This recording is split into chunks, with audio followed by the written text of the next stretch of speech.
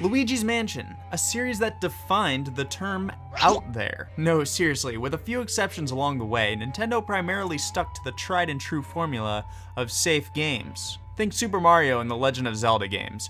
There really was not much wiggle room for new IPs or renditions of IPs to show their gusto, but in the fall of 2001 that all changed with Nintendo's newly introduced Nintendo GameCube. Now mine's a little roughed up, but that just shows you the amount of love that I had for this system back in the day. The launch title for the GameCube was none other than Luigi's Mansion. This game was incredibly different from what you'd expect from the Super Mario franchise. From those trailers we saw before release, it was just oozing with charm and uniqueness. We just couldn't wait to get our hands on it. And what a spooktacular game it was. Forever, Luigi's Mansion would continue to be a success. Fast forward 13 years later, and we see the long-awaited sequel, Luigi's Mansion Dark Moon for the Nintendo 3DS. Now to keep things brief, because we got a bigger boy to talk about, Dark Moon was alright. It wasn't the grand sequel we were all expecting. With its mission-based gameplay and kind of disappointing amount of content, it still managed to pull off a fun time. Well, in my books. But with the announcement of Luigi's Mansion 3 on the Switch, everything looked super promising. It looked as if in the trailers that it would truly be this quote-unquote open world Luigi's Mansion that we were all hoping for. So the question is, was it? Well, the short answer is, kinda. Let's jump into it. Gameplay. The game drops you in on your way to this hotel that you were invited to with all of your buds from the Mushroom Kingdom. Mario, Peach, and the Toads make their way through the hills to the high-rise hotel of the Last Resort. I mean, come on, these guys deserve a vacation. Let them have it this once, will ya? Well, no, because you guessed it, our main antagonist this go-around is none other than King Boo for the third installment. I mean, it's fine. KB doesn't get too much time to shine, in fact. The hotel owner, Helen Gravely, gets more time to shine than King Boo this go around, and it really feels as if she's the main threat throughout the whole game. Actually, you know what? Scratch that. It's this jerk Polterkitty. That's the main threat. This thing's so annoying. But yeah, overall, our main antagonist is King Boo again. But whatever. He's cool.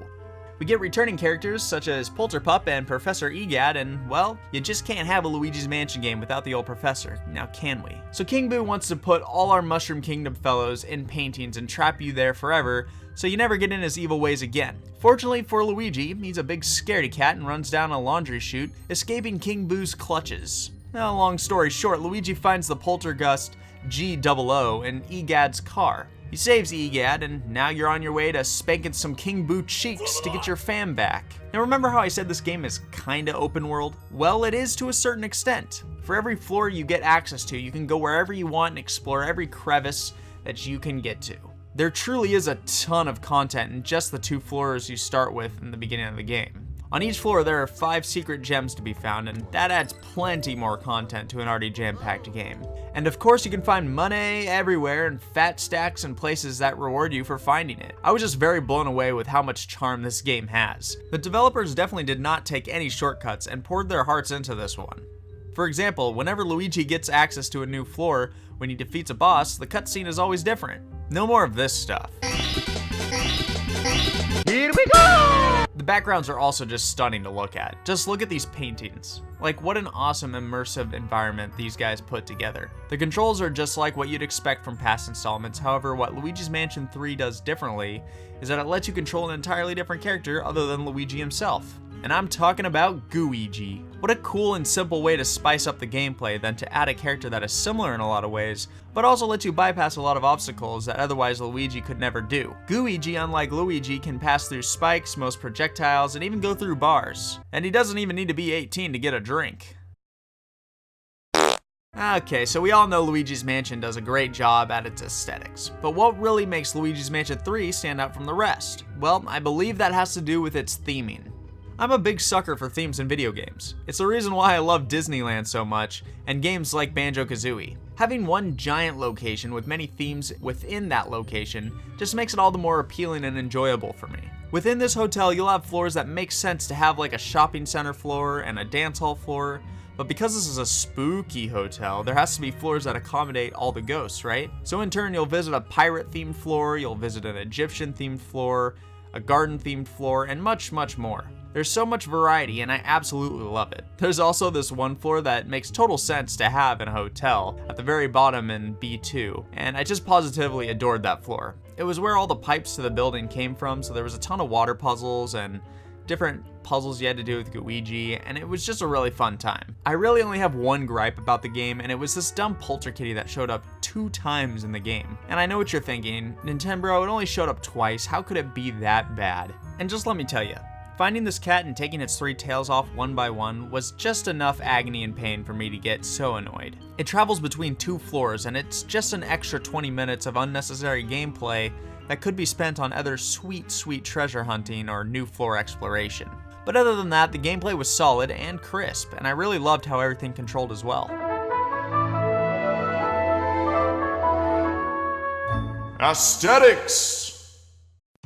Now I already know I dwelled into the aesthetics a bit from the gameplay section, but man, what else can I say? This game looks gorgeous. Like I said, to the minor details in the paintings, to the texture on Luigi's hat, they really brought their A game into the looks of this game. Expressions glow both physically and figuratively. They did an excellent job designing all the different ghosts you'll encounter, and they all really give off a fun, spooky vibe to boot. Also, another thing they did a really good job at was making you think you'd be able to interact with something that actually looks like you'll be able to interact with it. What? Now, I'm sorry that probably sounded like a bunch of jargon, but what I mean to say is that there's quite a lot of stuff packed into these floors. With poor design, it would get frustrating to constantly keep second guessing yourself what you can and can't interact with. But with Luigi's Mansion 3, that is just not the case. If you think you can interact with something, you pretty much will be able to. The cutscenes are so beautifully done, and it just makes me all the more want a Super Mario movie done in this style.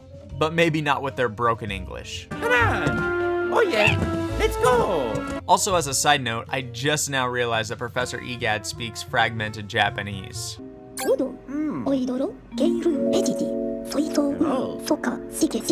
That is hilarious. And lastly, when it comes to detail, some might actually get frustrated with the level of detail they put into the elevator. It actually makes you feel like you're in a real elevator with how long it takes to go to floors, but you know what? I think it adds to the feel of the game. It's not supposed to be this fast-paced Super Mario game, but rather a slow, suspenseful Luigi's Mansion game, so I think it is justified.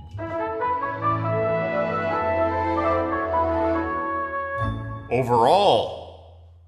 So in short, Luigi's Mansion 3 met my expectations and even slightly succeeded in other aspects. I think this game definitely is a mainstay in your Switch library, and I for sure will be revisiting this game. I think it'll be a gem with many fond memories that will be made, making it a nostalgic classic in years to come. Do I think it is up there with the big boys like Breath of the Wild and Super Mario Odyssey?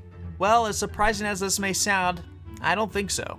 I definitely will have to make a topic video on what constitutes a 10 out of 10 Switch game, but I don't think LM3 is up there. Don't get me wrong, there's a lot of content in Luigi's Mansion 3 with all the gems and multiplayer options after the main story, but even still, the main story only lasted me about 13 hours. I can't imagine looking for the remaining gems and the missed boos I didn't catch will be more than 10 hours or so. Assuming it does take me 10 hours to complete the game, that means the game will have pushed me to about 23 hours or so, give or take. Now, Odyssey and Breath of the Wild each have netted me over 40 hours of gameplay, so you can kind of see where I'm getting at here. Now, don't get me wrong, a 10 out of 10 game does not always necessarily mean I need to get 40 hours or more out of it, by no means. I'm just saying that the difference between those two games and Luigi's Mansion 3 is that I feel like I'd be more inclined to jump back into one of those games before LM3 if given the chance. However, that's just my preference. And with that said, Luigi's Mansion 3 is still an excellent game, and I wouldn't be caught dead without this on my Switch shelf. So with everything considered, this game gets a stellar A-tier placement. That's going to do it for me today, everyone. I hope you enjoyed this review of mine of Luigi's Mansion 3, and if you have any remarks or rebuttals or just plain how's it goings, leave them in the comments section below, and I promise to reply to every single one of you. If you haven't done so, please hit that subscribe button and that bell for future video notifications. You are all wonderful human beings, and I can't wait to see you in the next one. Until next time, we'll see you later.